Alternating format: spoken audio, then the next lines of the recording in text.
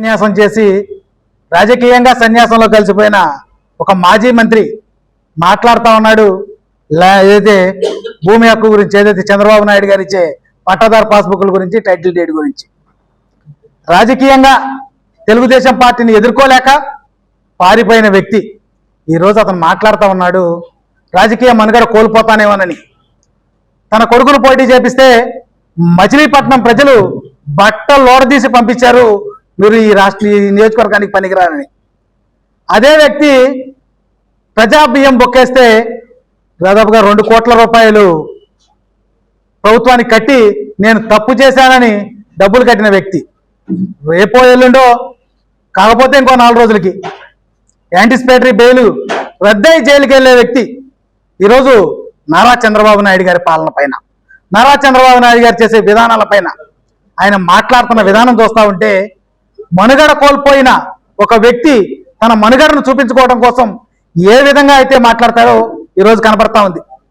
చంద్రబాబు నాయుడు గారు మీ భూమికి మీరే హక్కుదారులంటూ ఒక భారత రాజ్యపత్రంతో ఒక పట్టాదారు పాస్బుక్ ఇస్తా ఉన్నారు. ఆ పాస్బుక్ పైన క్యూఆర్ కోడ్ని స్కాన్ చేస్తే ఆ భూమి ఎక్కడుంది, ఆ భూమికి హద్దులు ఏమున్నాయి కనబడతా ఉంటుంది. గతంలో కూడా ఏదైతే జగనన్న భూమి హక్కు పట్టాతో ఒక పట్టా ఇచ్చి అలాగే పుస్తకం ఇచ్చారు. ఆ పుస్తకం మీద ఎవడబ్బకు పుట్టాడో తెలియదు, వాడి ఫోటోతో మా అబ్బాయి ఇచ్చిన భూమి పత్రాలు మాకు ఇచ్చారు. అంటే ఎవరు హక్కుదారులు, ఎవరు భూమి, ఎవరు హక్కుదారులు అవుతారు? మీ ఫోటోలతో మాకు అవసరమా? అలాగే ఆ రోజు కూడా క్యూఆర్ కోడ్ పెట్టారు, పెడితే అక్కడ ఏముందో రాదు.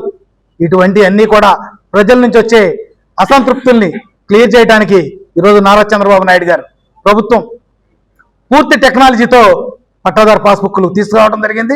క్యూఆర్ కోడ్ స్కాన్ చేస్తే మన భూమి వస్తుంది.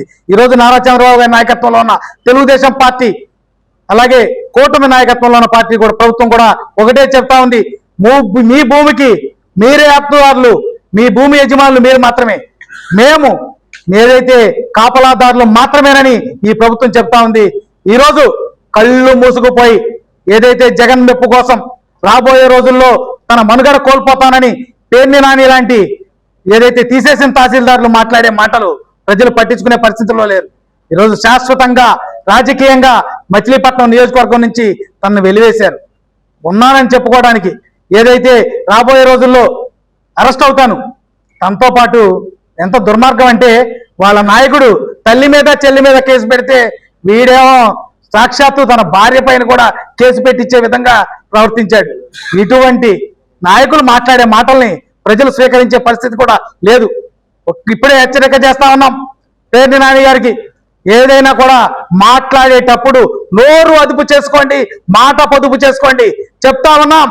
ఏదైనా తెలుగుదేశం పార్టీ నాయకులు కానీ కార్యకర్తలు కానీ ఏదైతే సురక్షితమైన కార్యకర్తలు తెలుగుదేశం పార్టీ నాయకత్వం ఎవరి మీద ఏదైతే భౌతిక దాడులు కానీ వ్యక్తిగత హన్నాన్ని కూడా చేయనివ్వదు. కాబట్టి ఈరోజు ఇంకా మీరు రాజకీయం చేయగలుగుతా ఉన్నారు, మాట్లాడగలుగుతా ఉన్నారు.